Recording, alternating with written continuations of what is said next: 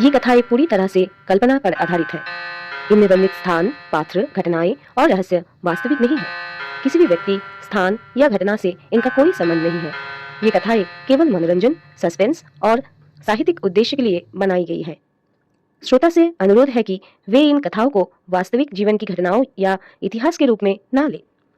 यदि इन कथाओं के दौरान किसी को डर या असुविधा महसूस हो तो कृपया सुनना बंद कर दे।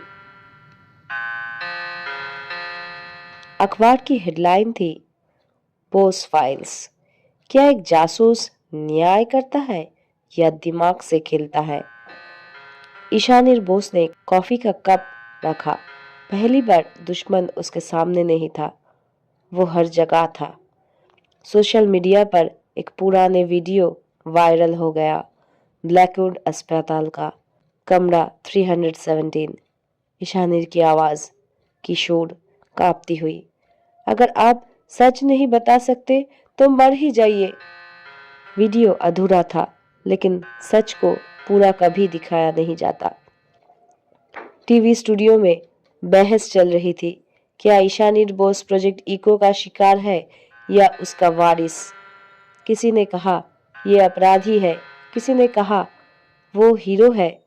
ईशानीर जानता था, भीड़ कभी मनोविज्ञान अर्थात साइकोलॉजी नहीं समझती। सरकार ने पब्लिक एथिक्स कमेटी बनाई, उसे बुलाया गया।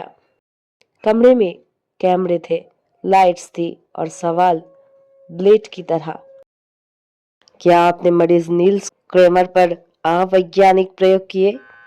ईशानीर बोला, मैंने उसे अधूरा छोड़ा, ये मेरा अपराध है। कमरा एक पल को चुप हो गया। डॉक्टर मार्टिन हिलब्रुक अब स्क्रीन पर था, सम्मानित न्यूरो एथिसिस्ट। वो मुस्कुराया, बोस साहब भावनाओं से काम करते हैं, यही उन्हें खतरनाक बनाता है। ईशानीर समझ गया, ये बदनामी नहीं थी, ये सफाई थी।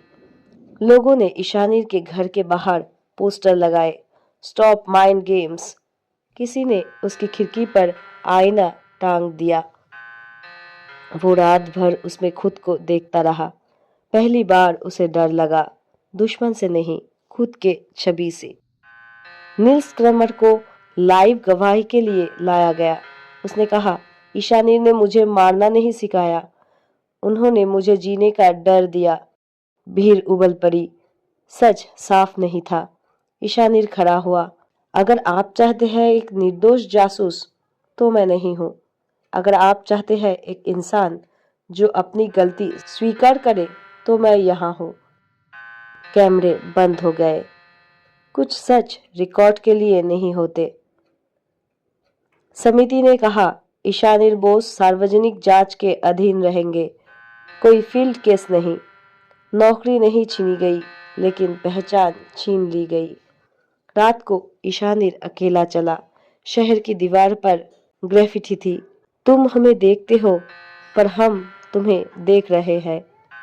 वो मुस्कुराया, अब लड़ाई छिपकर नहीं होगी, अब ये सबके सामने होगी। और शायद यही प्रोजेक्ट इको का सबसे खतरनाक चरण था। कहानी जो आप सुन रहे हैं वो है जब नाम खबर बन गया। ईशानीर बोस सीरीज पार्ट 6।